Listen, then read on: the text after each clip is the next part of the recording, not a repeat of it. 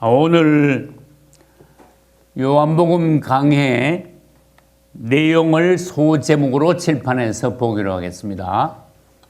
첫째, 16장 1절로 15절인데 성도의 환란이 오게 될 것이라고 주님께서 미리 말씀하셨습니다. 그러나 1번, 2번은 또 연관이 됩니다. 성도들이 환란 당할 점에 보혜사 성령께서도 오심으로써, 성령은 벌써 이전에 오셨었죠. 오심으로써 환란 당하는 성도들을 도우신다. 담대하라. 세상에서 너희가 환란을 당하나 담대하라고 말씀하셨어요. 할렐루야. 내가 세상을 이겼노라. 그리고 보혜사 진리의 성령이 오셔서 많은 일들을 하신다고 14장부터 계속 기록해 놓으셨는데, 오늘은 특별히 죄에 대하여, 의에 대하여, 심판에 대하여 세상을 책망하신다, 이렇게 말씀하셨어요. 그 중에 이 3번이 제일 어렵습니다. 이 3번 들을 땐 여러분들이 정신을 번쩍 차리지 않으면 다 듣고 난 뒤에 무슨 말인가 설명하고 간증해보라면 잘 못하는 경우가 있으니까 3번에서 잘 들으셔야 돼요. 죄에 대하여, 의에 대하여, 심판에 대하여, 보혜사 진리의 성령이 오시면 세상을 심판하신다, 그런 내용이에요. 첫 번째 제목, 주님께서는 우리 성도들에게 곧 환란이 닥쳐올 것이다 라고 말씀하셨어요. 1절에서 6절까지 그 내용이 있습니다.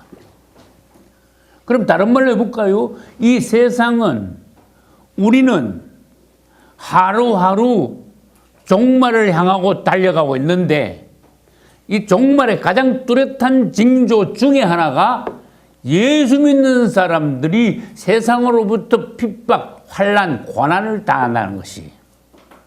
지금 멀쩡하죠? 나무 목사 수십 년 하다가 사람들한테 뭐 이단 소리, 먼 소리 들었어도, 싫은 소리 들었어도 따기는 못 맞아봤어. 예수 전하다가 난 감옥에는 아직 못 들어가 봤어. 그런 성경에 의하면 아직도 환난이나 핍박을 당해보지 않았다는 거예요. 진짜 환난이라는 단어에 걸맞는 성도들 핍박당하는, 심지어 죽임까지 당하는 때가 올 것이다. 죽임 당한다는 말씀이 16장 2절에 있습니다. 무릇 너희를 죽이는 자가 생각하기를.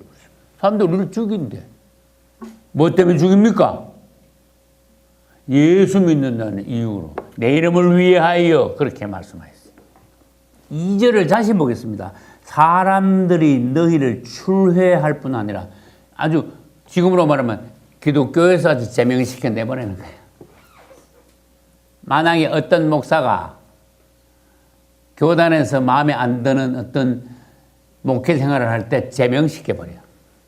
이제 이 사람은 며칠 부로 어느 교단의 목사가 아닙니다 하고 쫓아보내. 그러니까 구약시대 유대교에서는 그것을 출교라 그랬어요. 오늘날은 제명이라 그래요. 무릇 너희를 죽이는 자가 생각하기를 이것이 하나님을 섬기는 예라 하리라. 자기들이 열심히 해가지고 어떤 사람을 출교시키고 제명시킬 때 하나님을 위해서 자기들이 열심히 일하고 있는 걸로 착각하리라, 그런 뜻이에요. 여기 지금 말씀이 약간 어려운데 다른 성경에서는 어떻게 번역을 했는가 하면은, 자기는 어디서 이야기해야 돼? 물론 너희를 죽이는 자는, 자기는 지금 하나님을 섬기는, 하나님을 위하고 일하고 있다고 생각한다. 이렇게 번역해 놓은 책이 있어요. 자기는 나쁜 짓을 하고 있다고 절대로 생각하고 있지 않습니다. 열심히 하면서 심지어 유대교인들이 예수님을 핍박했지요. 사도들도 따라다니면서 핍박했지요. 그리고 천주교가 종교 재판을 통하여서 거듭난 그리스도인들을 6천만 명 이상 죽였죠. 화형을 시켰죠, 주로. 그러면서 하는 말이 뭐라 그랬어요? 자기들은 지금 하나님을 섬기면서 일하고 있다. 하나님을 위하여서 일하고 있다. 이렇게 변명을 해야 된다고 말씀하셨어요. 사울도 그랬어요. 스데반 죽일 때 사울도 가담했죠. 사울이 지금 자기가 지금 큰 죄진 줄 알고 있습니까? 저런 이단들은 빨리 없애야 돼. 하나님을 섬기는 우리들이 성경을 통하여서 하나님의 말씀을 열심히 연구해 왔지만 저런 이단은 본 적이 없어. 저건 아주 씨를 말려야 돼. 그리고 자기 의라 그래. 그런 것은. 하나님의 기쁜 뜻은 모르고 시대가 바뀐 것은 모르고 하나님의 참종을 볼 수 있는 안목은 없고 자기 도치에 빠졌어. 자가당착이야. 우물한 개구리야. 그러므로 자기하고 틀리는 사람을 이단으로 정죄해서 죽이기까지 했다고 말이에요. 지금도 그래요. 지금도. 어떤 사람들은요, 기분 나쁘면 이단이야. 자기 틀었다는 거고 조금만 틀리면 이단이래. 어쨌든 한국 교회, 기독교 내에서도 얼마나 싸움을 잘하는지 몰라. 걸핏하면 다른 교단을 욕해요. 이단 정죄해. 나도 많이 당했으니까. 그래서 시대가 갈수록 영계가 혼란하다는 것을 보여주고 있습니다. 우리가 참 그리스도인이라면은, 여러분들이 거듭난 성령 받은 그리스도인들이라면은 환난 당할 때가 꼭 온다. 누구로부터? 세상으로부터. 누구로부터? 가짜 종교들로부터. 교회 내에 있는 사람들에게까지도 환난과 핍박을 당할 수 있다. 또 심지어 더 말해볼까요? 가족끼리도 그런 말이 있어요. 부모가 자식을, 자식이 부모를 죽는데 내어주며 그런 시대가 올 수가 있다고 말이에요. 핍박은 세상으로부터 오고 종교로부터 와요. 종교는 세 가지 종교로부터 핍박이 옵니다. 대체로 유대교, 가톨릭, 그다음 기독교. 희한하죠. 불교로부터는 핍박이 오는 걸 거의 못 봤어.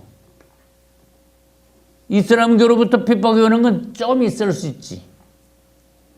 우리 대한민국에 이슬람 교도들이 와가지고 기독교인들을 막 총으로 쏘고 막 핍박하고 교회에다 불 지르고 그런 거 봤습니까? 없잖아. 아직은 우리 그리스도인들이 신랄한 핍박을 당하고 있지 않은데 마지막 때가 되면은 이런 때가 올 것이니까 너희들 정신 차려라. 마지막 때의 큰 징조 중에 하나가 뭐라 그랬어요 아까? 성도들이 환난당한다. 그럼 여러분들이 정신 차려야 돼요. 지금은 안 그렇잖아요. 예수 믿는다는 이유로 감옥에 가거나 핍박당하거나 죽임을 당한다. 그러면 정신을 바짝 차려야 돼. 아, 주님이 성경에서 말씀하신 마지막 때가 왔구나. 그걸 알아야 돼. 종교를 통해서도 핍박이 왔죠. 정치를 통해서, 세상을 통해서, 로마 제국을 통해서도 핍박이 왔어요. 사실은 이걸 다 둘이 뭉치면은 큰 성 바벨론이 되는 거예요. 큰 성 바벨론은 사단의 왕국의 총체요 집단이. 그들을 통해서 어떤 핍박이 왔습니까? 예수 그리스도는 십자가에 못 박혔습니다. 사도들은 계속하여서 평생 동안 그들에 의해서 핍박을 당했습니다. 역대로 신실한 그리스도인들, 거듭난 그리스도인들이 아무 죄 없이 예수 믿는다는 이유로 1억 이상이 순교를 당했습니다. 지금은 순교 당하는 사람이 없으니까 실감이 안 나는 거야. 순교라는 단어가. 그는 앞으로 순교당할 성도들이 나온다는 것을 주님이 말씀하셨어요. 지금 신앙 가지고 내가 순교당할 수 있겠느냐? 자신을 점검하셔야 돼요. 하나님께서 내 신앙을 가지고 순교의 제물로 받아주시겠느냐? 그걸 점검해 보셔야 돼요. 반드시 우리는 예수 그리스도의 제자들이니까 우리도 핍박을 받습니다. 주님 말씀하셨잖아요. 세상에서 나온 자들이니까. 육은 영을 공격합니다. 교회 내에서든 교회 바깥에서든. 그 다음 가라지는 알곡을 핍박합니다. 그 다음에 이단들은 신실한 그리스도인들보다 자기들이 더 하나님을 공경하는 것처럼 해서 설치입니다. 지금 그렇잖아요. 이단들이 더 설치잖아요. 우리도 부끄러운 점이 있지만 이단들이 더 설쳐. 저희들이 더 하나님을 섬기는 것 때 성경을 더 아는 것이 설쳐. 그래서 우리는 지금 상태로서는 부족하다 그 말이에요. 두 번째, 이 성도들이 환난을 당함으로 하나님께서는 이를 위하여 성도들을 돕기 위하여 더 강화시키기 위하여 보혜사 성령께서 오셔서 역사를 하신다. 그렇게 말씀하셨어요. 부활하신 예수님께서는 이제 가셨다가 다시 오셔요. 내가 너희를 고아와 같이 버려두지 않고 다시 오라고 약속하신 것과 같이. 그분은 다시 오시는데 이 사람을 입고 오셨다가 십자가에서 부활하심으로써 이제 육체를 벗으시고 영체가 되셨어. 영광의 몸이 되셨어. 보좌에 앉으신 그분의 본래의 몸이 되셨어요. 할렐루야. 그렇지만은 인성이 포함되었습니다. 이것이 비밀입니다. 그래서 하나님은 예수 그리스도를 부르실 때에 독생자 마다들로도 부르셨지만은 하나님의 아들도 되시고 예수 그리스도는 인자도 되셔요. 사람의 아들도 되셔요. 사람의 성분도 포함되어 있어요. 예수 그리스도 그분은 놀라우신 분이십니다. 신성 플러스 인성이신 분이십니다. 그래서 신성과 인성을 통과한 예수 그리스도. 성육신 되시어 인생을 통과하시고 십자가와 부활을 거쳐 그분은 다시 오순절날 성천하실 때 인성 플러스 신성을 가지신 뭔가 하나님의 사람의 성분이 보태어진 그래서 뭐라 그랬어요?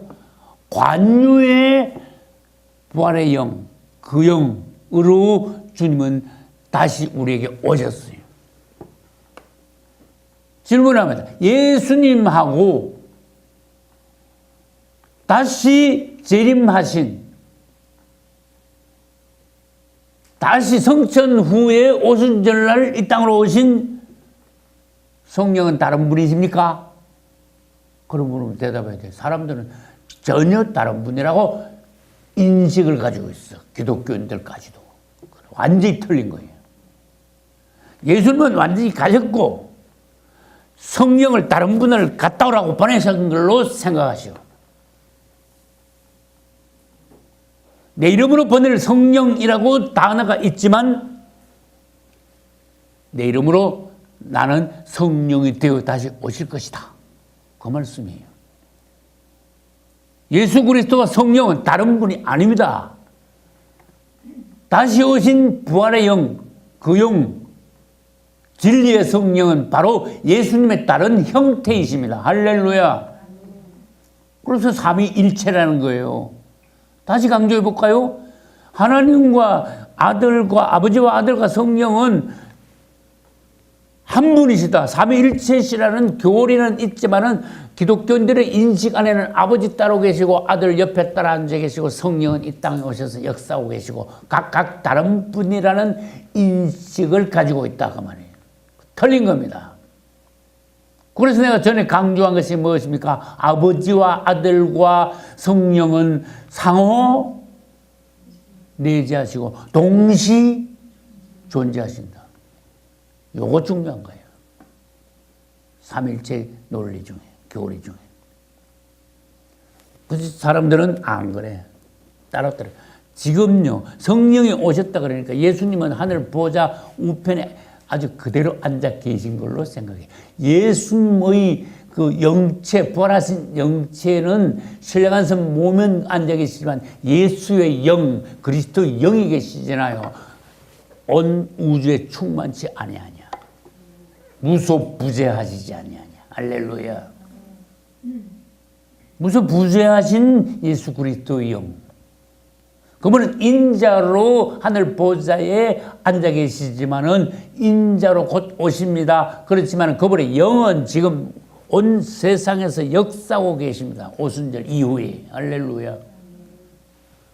그런데 그 보혜사 진리의 성령이 오시면은 이제 그분은 예수 그리스도의 자신인데 그분이 우리에게 오심으로써 유익을 주신다 그랬어요. 내가 떠나는 것이 유익이라 아까 우리 읽었습니다. 너희들은 내가 감으로써 슬퍼하지만은 곧 다시 얼마 못 가서 너희 슬픔이 기쁨이 되리라 하셨습니다.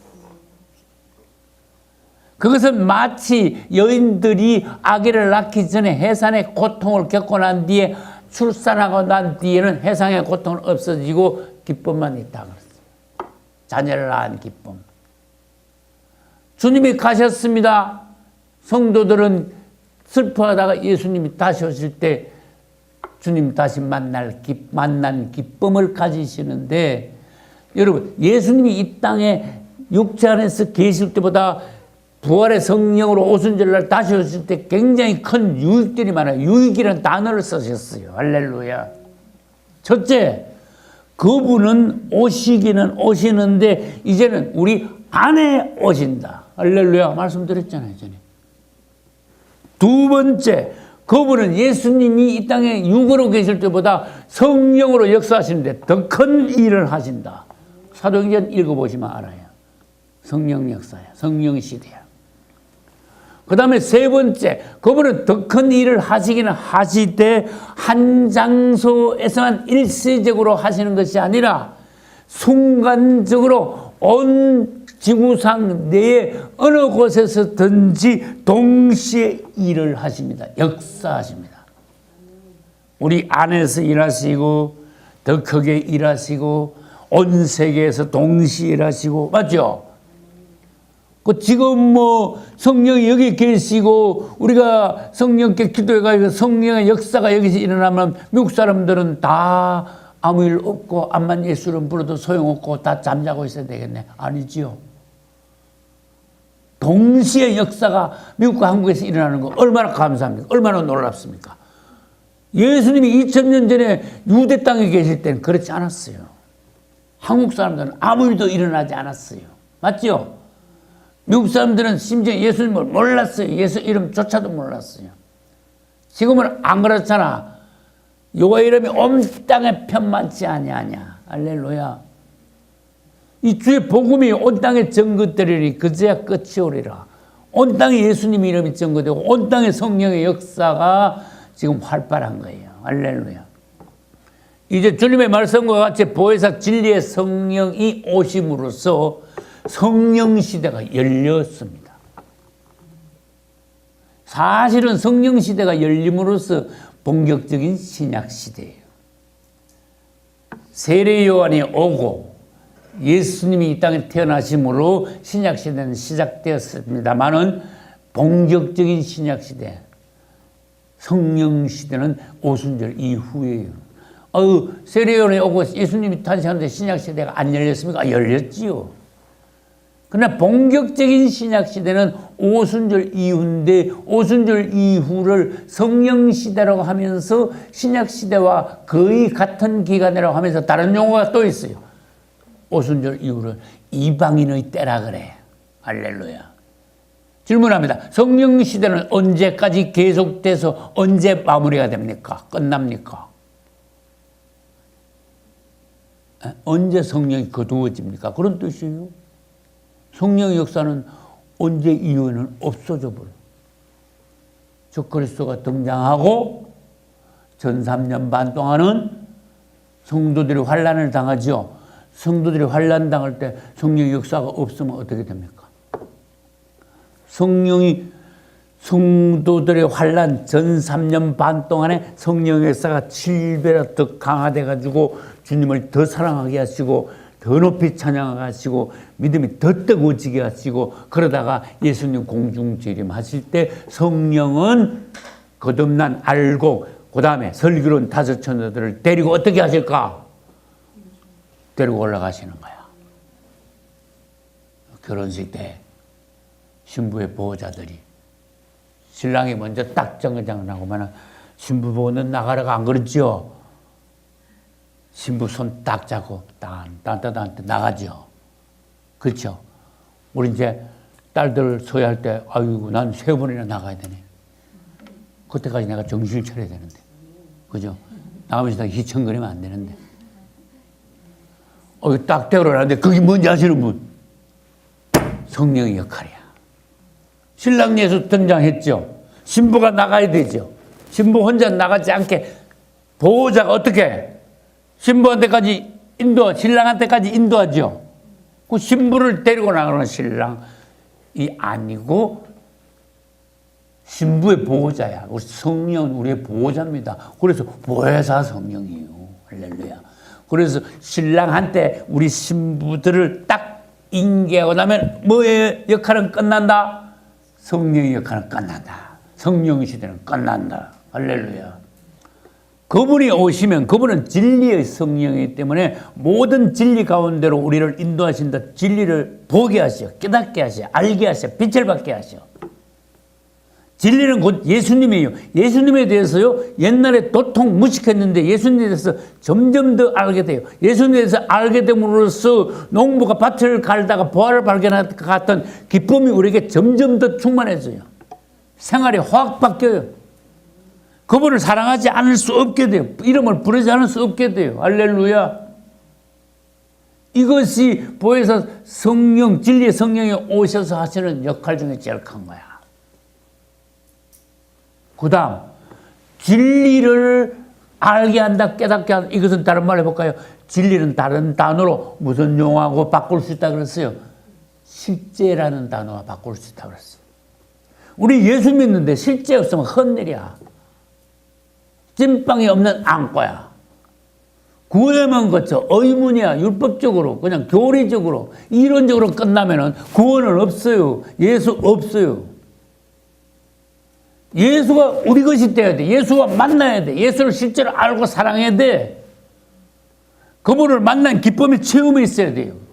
그래서 진리의 성령은 다른 말하면 실제의 성령이야. 진리로 우리를 인도한다는 것은 예수 그리스도를 실제로 만나고 그분을 느끼고 그분을 사랑하고 맛보게 만들어 준다는 거예요. 진리의 성령의 역사. 할렐루야. 난 지금까지 예수 그리스도를 실제로 만나고 맛보고 누리고 사랑하고 믿고 강화하게 되었습니다. 주님을 찬양합니다.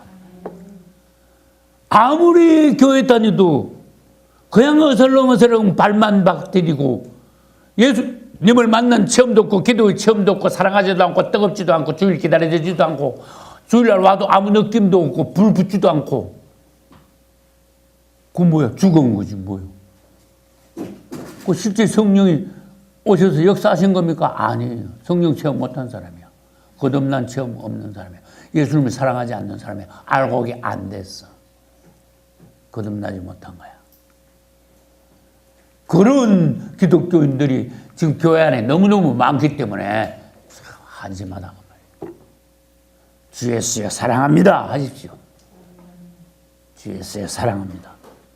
주 예수 믿습니다. 정말입니다. 주 예수 나는 너무나 무슨 생각해도 다 너무너무 감사합니다. 무슨 불평을 할 수 있겠습니까? 주님 앞에 절대로 못합니다. 범사에 감사라. 다 감사합니다. 너무너무 감사합니다. 눈물 납니다. 주님이 가정 예배 때 부부 예배 드릴 때에 늘 하시는 말씀이 너희는 눈물로 감사하라. 눈물로 감사하면 뭡니까? 입으로 그냥 감사합니다 아니고 생각할 때만 눈물 난다. 어떻게 이런 축복을 우리에게 하셨을까? 너무 감사합니다. 눈물이 나줘야 그 감사가 진실한 거다. 주님을 사랑할 때도 찬양할 때도 말씀을 들을 때도 기도할 때도 성령의 감동이 있다면 눈물이 나게 되어 있다고 말해요. 눈물은 우리를 하나님 앞에 진실한 성도로 나타내 줍니다. 부끄럽지만 제가 주님을 기다리며 하는 시를 쓰는데 나의 눈물이 나의 진실을 그분께 전달합니다. 그런 내용으로 썼어요. 3분의 2쯤 가면. 나는 그 체험 가운데 주님하고 1대1로 있을 때 그 시가 성령으로 주님 앞에서 키워지게 된 거예요. 우리 작은 한두 방울의 눈물도 우리의 진실함을 그분께 전달합니다. 할렐루야. 눈물로 감사하라. 메마른 성도들은 거듭남 체험이 없는 사람들이에요. 일주일 가도 눈물 한 방울 주님 앞에 없는 사람은요, 구원받았는가 의심스러워요. 근데 엉뚱하게 세상 사람들이 잘 우는 사람이 있어. 자신 한탕하며 사람을 원망하고 세상을 원망하면서 우는 사람이 있어. 그 영 불편한 거야.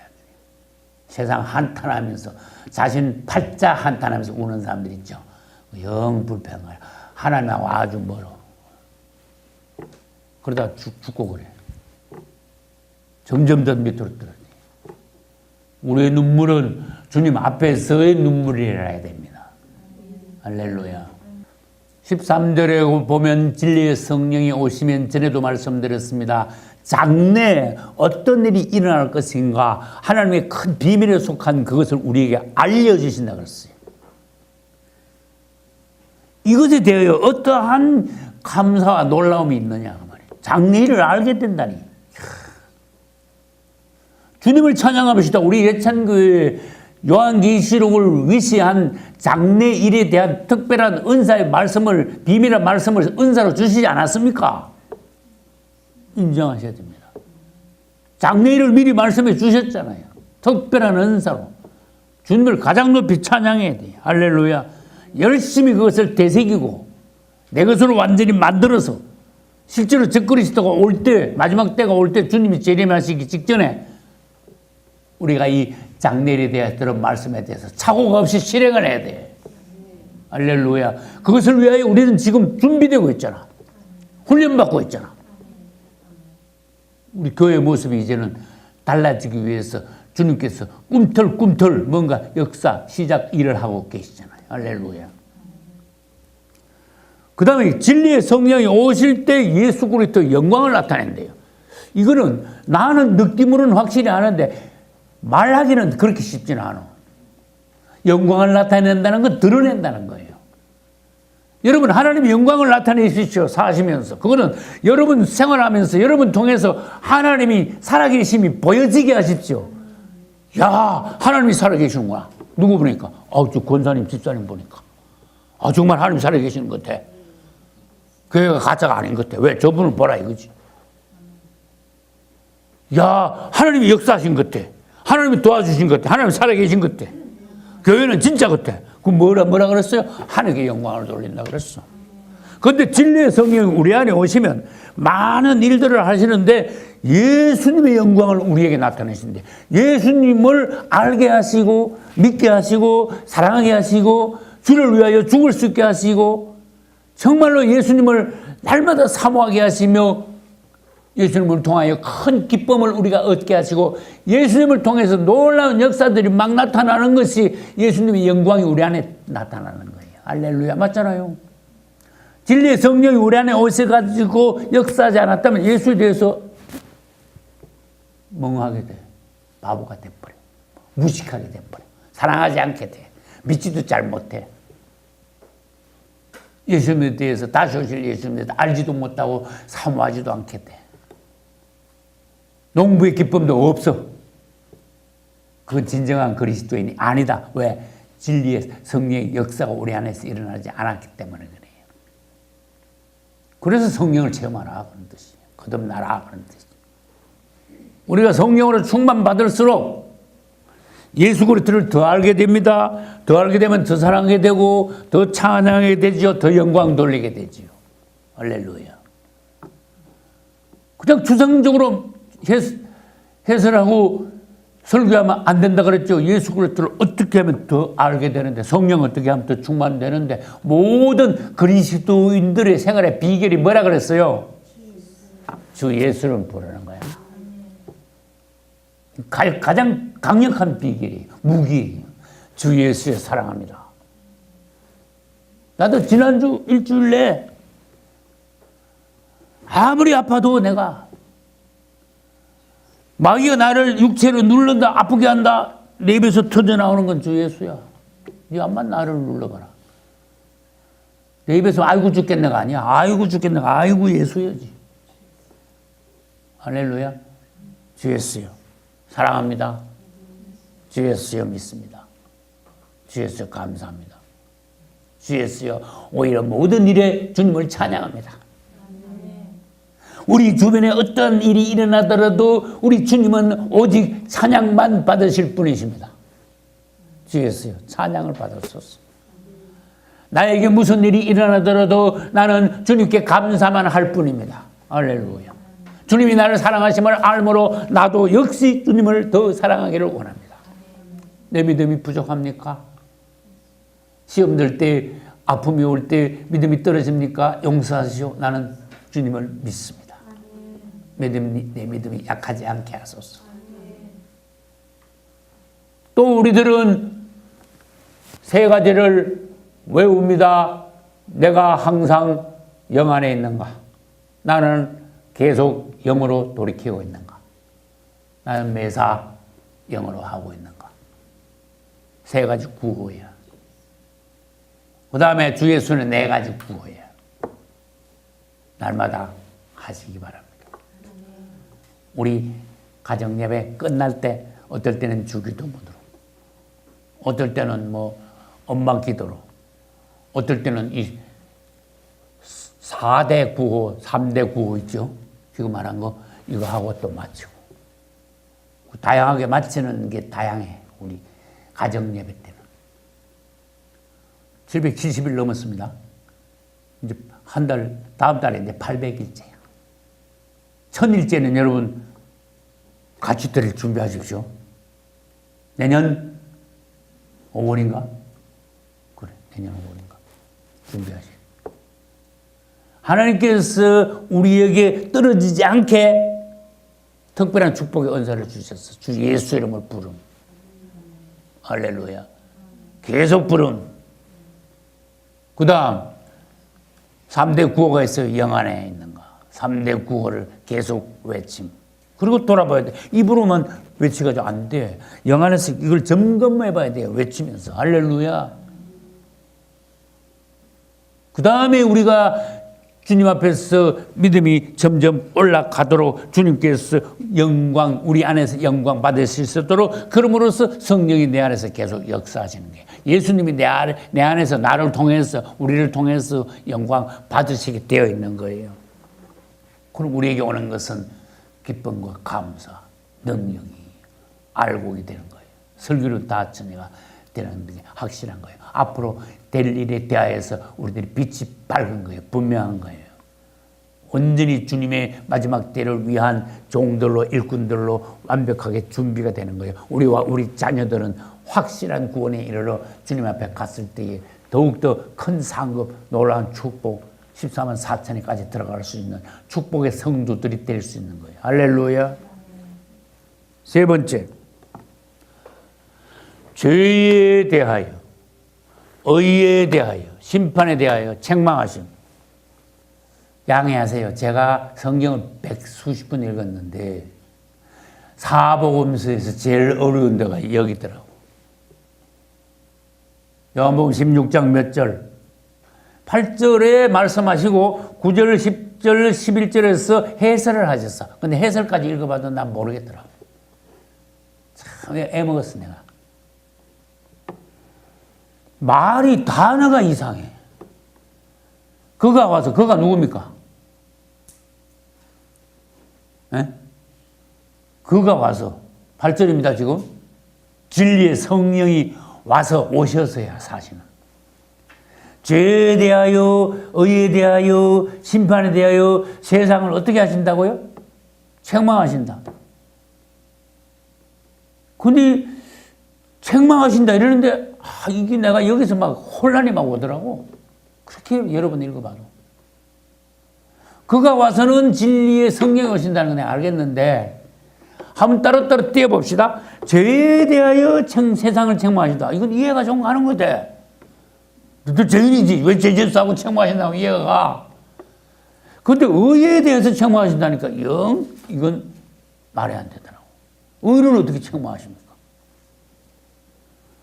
그 다음에 심판에 대하여 책망하시니라 경고하신다 그러면은 이해가 되는데 이게 그 다음에 뒤에 해설을 그러니까 이해가 더 안 되는 거야. 죄에 대하여라 하면 너희가 나를 믿지 아니하미요. 야, 그렇지. 믿지는 않았지만 죄에 대해서 그래서 죄를 책망하시는가? 의에 대하여라 하면 내가 아버지께 가니 아버지께 간다고 의에 대해서 어떻게 책망하십니까? 이것도 뭐 이해가 안 가네. 심판에 대하여라 하면 이 세상 임금이 심판을 받았습니다. 이 세상 임금이 심판을 받았는데 어떻게 또 이건 또 책망한다니 무슨 말씀입니까? 야, 여러분 지혜로우신 분은 이걸 해석해 보십시오. 나는 그냥 이거 해석하는데 사실 20년 이상 걸렸어. 내가 지금 목회 35년 하죠. 20년 이상 걸렸어. 읽고 또 읽고 또 읽고 한번 읽어도 이런 것 같기도 하고 저런 것 같기도 하고 애매하고 이 끝에 내가 말했죠. 책망하신다는 단어 때문에 영 안 되더라고. 근데 주님이 축복하셔서 어느 날 다른 성경을 보게 하셨어. 우리가 보는 건 지금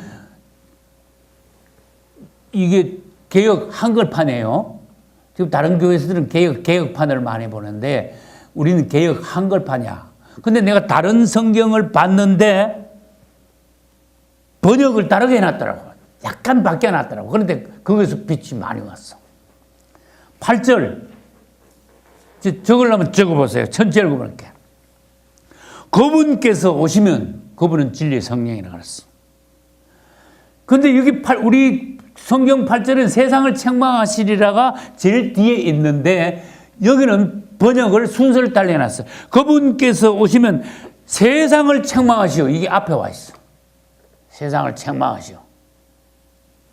죄에 대하여, 의에 대하여, 심판에 대하여 이건 마찬가지야. 그리고 어디서 내가 빛이 왔는가 하면은 깨닫게 하실 것입니다. 이래놨어. 그 이야기가 확 달라지더라고. 진리의 성령이 오시면 세상을 책망하시는데 책망을 하시는데 뒤에 보니까 깨닫게 하신대. 책망하시는 게 책망만 하시는 게 아니고 깨닫게 하시고 그 다음 뭐요? 자각하게 하시고 드러내시고 깨우치게 하시고 우리들이 뭔가 보게 하시는구나. 이 책망이라는 단어가 나를 어렵게 했었어 그동안. 근데 책망이라는 단어가 책망만이 아니더라고. 뒤에 보니까 깨닫게 하실 것입니다. 일어났어. 뭔가 책망도 받지만은 여러분 우리 아들 딸들 보고 너희들 잘못했다고 책망하면 깨닫게 되죠. 드러나죠. 느끼게 되죠. 그러니까 책망한다고 그걸 책망으로 하면 단어만 그대로 풀이하면 안 돼. 책망함으로써 내가 느끼게 됐어. 깨닫게 됐어. 여러분 여기 칠판에 중요하기 때문에 죄와 의와 심판에 대하여 적어놨습니다. 진리의 성령이 오시면 이 세상을 책망하시는데 죄에 대하여 의에 대하여 심판에 대하여 깨닫게 하신다. 이 번역을 약간 바꿔놨어요. 그러면 이제 조금 차츰 기초부터 내가 설명을 차근차근 해볼게요. 죄는 누구와 연관되어 있을까? 사단과 연관된 것 같지만은 사람이 죄를 지었어. 맞죠? 그러니까 사람과 연관. 이렇게 적어놔요. 의는 누구와 연관이 되었을까? 의. 예수 그리스도와 연관. 심판을 지금 누가 받아야 돼? 세상의 임금이 심판받았느라 그랬지. 사탄과 연관. 이걸 이제 책망하시고 깨닫게 하시고 이제 복음의 길을 인도하시는 거예요. 이 우주에는 3대 인격이 있어요.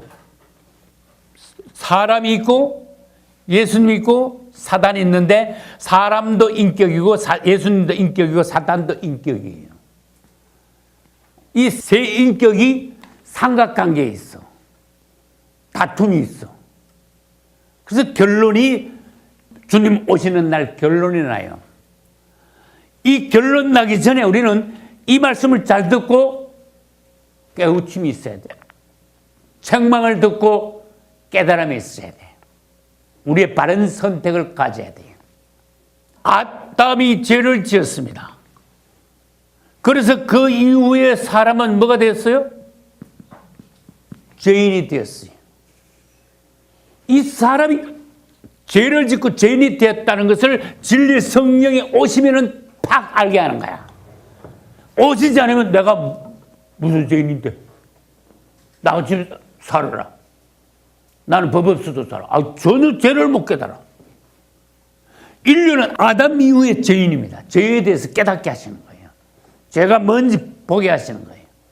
죄의 결과는 멸망이라는 거, 죄의 삭은 사망이라는 것을 보혜사 성령이 오셔야 뼈저리게 느끼는 거예요. 이거를 못 깨달을 때 구원하고 상관없어요. 나 죄인 아니라는데 무슨 구원하고 상관이 있게 되겠습니까?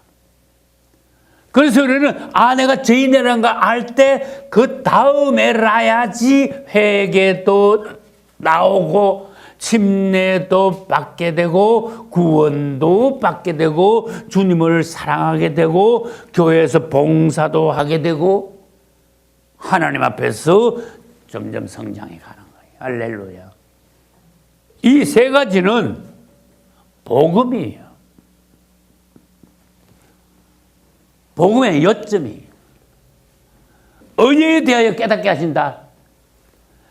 예수님은 의이십니다.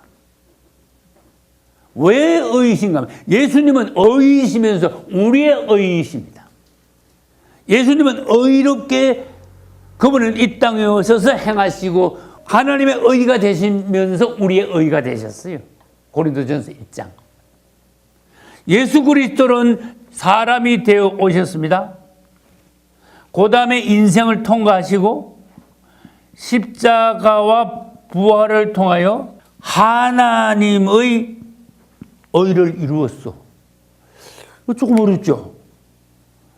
하나님 의를 이루었다, 예수님이. 그러면서 내가 예수님을 믿으면 예수님의 의는 내 의가 돼버려. 그런데 여기서 지금 설명이 필요하단 말이에요. 예수님이 왜 인생에서 부활까지 성전까지를 통해서 왜 하나님의 의가 될 수 있습니까? 그게 뭔데요? 하나님의 의가 뭔지 알아야 이렇게 하나님의 의가 되시구나라는 걸 아는 거예요. 하나님의 의는 하나님의 뜻이에요. 하나님이 기뻐하시는 바예요. 하나님이 정하신 그 길이에요. 이렇게 하면 돼. 맞아, 그렇게 돼. 이게 하나님의 의예요. 그런데 하나님의 의는 제쳐놓고 가인은 무슨 의를 내세웠어? 자기 의야. 하나님의 의는 제쳐놔버리고 하나님 뜻이 길이 어디 있는지 하나님 기뻐하시는 바가 뭔지 그걸 모르고 바리새인들은 뭐야? 자기 의를 내세웠어. 그래서 하나님께서 보시기에 아주 지겨운 바리새인들이 됐어요. 예수님의 가신 길은 하나님이 완전히 정하신 길, 대단히 기뻐하시는 건 하나님의 뜻을 정확하게 100% 이루어드리는 그 길을 가셨어. 그 길을 행하셨어. 할렐루야. 사람이 되어 오셔서 사람 안에서 사시되 아버지를 사하셨습니다. 고난을 당하셨습니다. 의를 위하여 하나님의 바른 길을 위하여 핍박을 받으시면서 인생을 해야 된다는 인생의 모델을 보여주셨습니다. 하나님을 사는 인생을 보여주셨습니다. 그리고 난 뒤에 그분은 이 땅의 죄를 위하여 십자가를 지셨습니다. 하나님의 의야. 하나님의 길이야. 죄인을 구원시키는 하나님의 의의 길, 십자가야. 예수님은 기꺼이 십자가에 가셨어요. 그 고통을 당하셨어요. 그 잔을 마시기를 처음에는 두려워하셨습니다. 그러나 아버지 원대로 하옵소서. 할렐루야. 그리고 그분은 부활하셨습니다. 마침내 하나님의 의를 이루셨습니다. 주님을 찬양합니다. 그래서 내가 뭐라고 그랬어요? 마침내 예수 그리스도는 뭐가 되셨다? 하나님의 의가 되셨다. 진리의 성령을 주시면 얘들아 예수 그리스도 그분은 하나님의 의시며 너희들이 믿을 때 예수 그리스도의 의가 너희들의 의가 되는데 너희들은 왜 믿지 않느냐? 예수 그리스도를 믿으라 깨닫게 하시는 거예요. 구원은 예수 그리스도의 이름 그분밖에 없다 알게 하시는 거예요. 세상을 책망하심으로 뒤에 가서 깨닫게 하신다 그랬죠 아까 세 번역에서 다른 번역에서. 그래서 책망하시면서 깨닫게 하시면서 이제 복음에 대하여 골자를 진리의 성령이 오시면은 우리들에게 확인하게 보여줌으로써 우리가 어느 길로 갈 것인가 그것을 확정하게 하세요. 예수 그리스도를 나의 의로 우리는 확정해야 돼. 받아들여야 돼. 예수 그리스도는 하나님의 의지요. 그분, 내가 그분을 믿으면 그분은 나의 의가 되시죠. 고린도전서 1장 끝부분에 가보십시오. 그 다음에 심판은 남았네. 심판은 사단과 연관된다 그랬어. 당연히 우리는 심판에 대하여서 성경에서 수없이 말씀을 들었습니다. 이 사단은 이 땅에 존재한다. 사단은 결국 심판받는다. 셋째, 사단의 추종자들도 같이 불못으로 들어갈 것이다. 이걸 깨닫게 하고 왜 사단을 따르느냐 책망하는 거예요. 세상을 책망한다. 너희들은 왜 사단의 앞잡이가 됐느냐. 그래서 애굽에 있지 말고 나오라. 하나님의 약속의 땅으로 들어가라. 이제 세상 사람들에게 우리 그리스도인들에게 이 죄에 대하여 의에 대하여 심판에 대하여 책망하시고 깨닫게 하시는데 사람들이 이걸 자세히 잘 들어야 되는 거야. 자세히 잘 듣고 하나님께서 정해놓으신 구원의 길을 확고하게 가야 되는 거예요. 할렐루야. 그분이 이처럼 우리를 책망하시고 깨닫게 하실 때 우리는 죄의식을 갖게 돼요. 회개하게 돼요. 예수 그리스도를 믿게 돼요. 그리고 구원받게 돼요. 진리의 성령이 오셔서 하시는 역할 중에 아주 중요한 역할 중에 하나예요. 이것이. 이제 우리는 성령의 책망하심과 지적하심, 깨우치게 하심을 듣고 돌이켜서 예수 믿는 사람이 되어도 확실히 예수 그리스도를 나의 의로 받아들인 사람이 되었을 때 그것을 구원받은 사람이라고 해요. 기독교의 상황을 바로 보셔야 됩니다. 정말로 우리가 예수 그리스도 은혜 가운데서 성령의 깨닫게 하심, 성령의 책망하심, 성령의 인도하심, 성령이 내 안에서 살아계신 역사, 이것이 실제로 우리 안에 있는가? 돌이켜 봐야 돼요. 그러기 위해서 여러분, 일은 항상 바쁘지요. 우리 자녀들도 사모님도 나도 여러분도 다 한가해가지고 맨날 뭐 이렇게 있는 사람 아무도 없어. 다 바빠. 근데 나는 그걸 한번 생각해봐. 사람이 뭐에 제일 바빠야 되는가? 어떤 사람 이번 주에 교회에 꼭 오시지요. 아유, 미리 약속을 했는데 바쁜 일이 있어서 이번 주에 못 오겠습니다. 속으로 먼저 교회 나오는 것보다 뭐가 그렇게 더 바쁜가? 예? 바빠서 못 온대.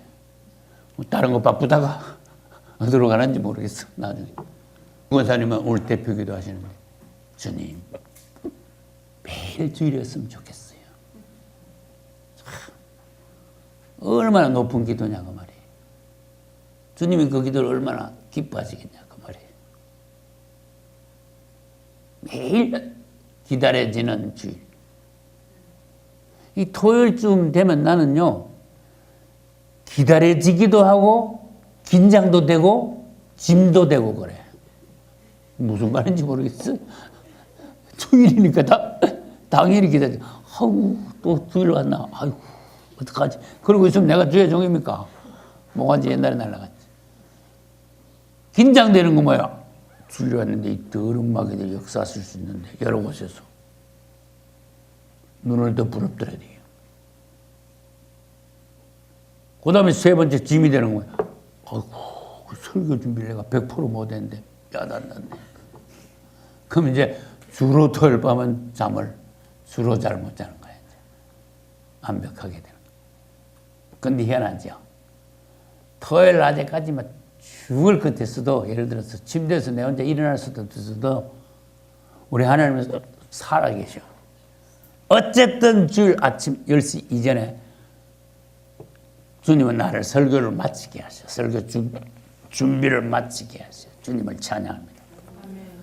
그러면 내가 메모가 나오는 게 아니고 깨끗하게 정리해가지고 그 다음에 내가 2번, 3번 기도하면서 계속 읽고 완전히 내 것으로 만들고 내가 먼저 은혜 받고 머리는 좋지 않지만 성경 구절을 대강이라도 외워가지고 성경이 어디 있죠 하면서 영어나서 계속 찾고 있으면 그것도 또 보기 별로 안 좋지요. 그래가지고 깨끗하게 해서 주님 앞에서 나와서 내가 먼저 은혜 받은 것을 여러분들에게 전할 수 있도록 주님이 은혜 주시는 거예요. 할렐루야. 정리하고 마칩니다. 죄에 대한 누구와 연관됩니까? 사람과 연관돼. 아담 이후 사람은 죄인이다. 어떻게 할래? 그런 뜻이에요. 책망하시고 깨닫게 하시는 거예요. 예수 그리스도를 믿어라. 회개하라. 무슨 말인지 아시죠? 그 다음에 의에 대해서는 누가 연관돼요? 예수 그리스도와 연관돼요. 그분은 하나님의 의이시다. 예수 그리스도를 믿을 때 이제 그분의 의는 나의 의가 되시는 것이다. 할렐루야. 너의 의는 내려놓고 예수 그리스도를 너의 의로 받아라. 너에게는 의가 없다. 이해갑니까? 내 의를 내세우지 마라. 바리새인같이. 너에게는 의는 없고 감사와 찬양만 있을 뿐이다. 그분의 의를 내세워라. 할렐루야.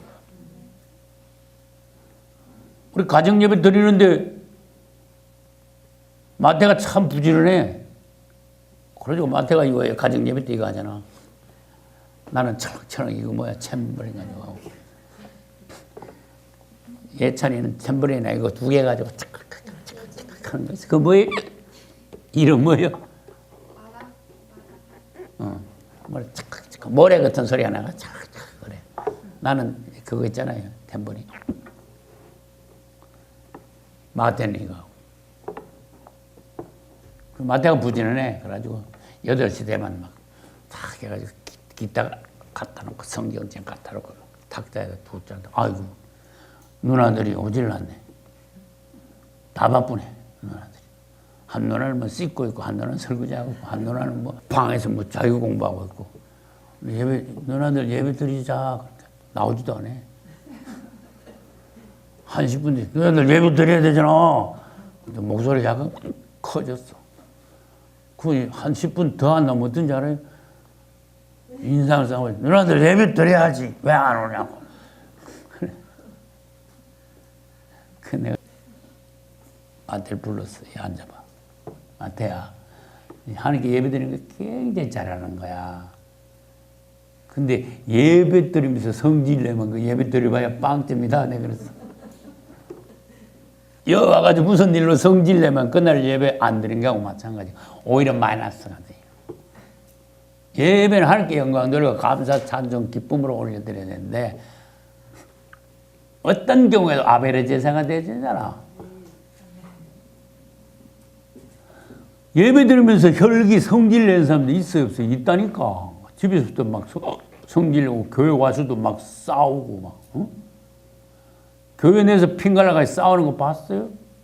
편을 막 갈랐는데 어떤 교회에서는 막 입구에 들어오면서 막 부터 막 어른거려 이 편 저 편 막. 그 입구에 저 우리 탁자 있어요 없어요? 그 음산에 저 어떤 집사는 목사 편인데 목사 편 아닌 사람들이 막 어른거리면서 들어오니까 도끼를 가져와가지고 여기다가 막 도끼를 팍 받는 그 놈이 까버려 작살 낸다 그냥 안 둔다 하면서 도끼를 여기다 갖다 박아놓은 거야. 그게 교회입니까? 진작에 떼치워야지. 하나님께 영광 돌리는 게 아니죠, 그죠?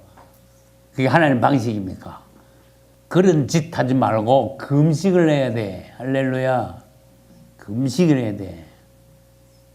근데 마태를 불렀어. 마태야, 예배 준비하고 열심히 드리는 건 좋은데 예배 드리면서 누나들 늦게 온다고 네 성질이 안에서 올라오면 넌 아직 훈련이 덜 된 거야. 성령 덜 받은 거야. 그것을 뭐라고 하느냐 하면 자기의라 그래. 내가 그랬어요. 그래서 자기의가 뭔지 알겠나? 나는 하는데 열심히 하는데 너들은 왜 안 해? 나는 믿음이 이렇게 올라가는데 당신 믿음은 왜 그렇게 안 올라가? 내가 헌금 잘하고 봉사 잘하고 주님 잘 섬기고 주의 종 교회 잘 섬기는데 당신은 교회 가서 뭐 빌들거리면 놀기만 해? 나는 잘하는데 당신은 왜 그러냐? 근데 꼭 뭘 할 때 자기의가 나타나네. 질문해 볼게요. 아무것도 안 하는 사람이 자기의가 나타날까? 내세울까? 안 되죠? 근데 꼭 뭐 하면은 마귀가 찾아와. 무슨 마귀? 자기의 마귀. 단어 하나 만들어냈네. 자기의 마귀. 자기의 마귀가 뭔지 모르는 사람은 손들어봐. 다시 또 설명 또 해줄게. 나 잘난 척 하는 거야. 자기의야. 맞죠? 뭐 자기의라는 단어가 성경에 있을까 없을까? 바리새인들은 자기의를 내세운다. 그래놨어. 하나님의 의는 저버리고 모르고. 그래 그 이후로 마태가 예배 드리면서 제일 먼저 왔다고 성질내는 거 없어. 근데 반대가 생겼어. 지가 제일 늦게 오는 경우가 많아. 자기의가 뒤집어져가지고 제로가 돼버렸는데 그 다음에 하나님의 의가 나타나야 되는 거야. 할렐루야. 하나님의 의를 나타내시기를. 예수 그리스도 의가 여러분의 의가 되시기를. 진리의 성령을 따라 행하심으로써 온전히 구원받는 주님을 기뻐하시게 된 여러분 되시기를 예수 이름으로 축복합니다.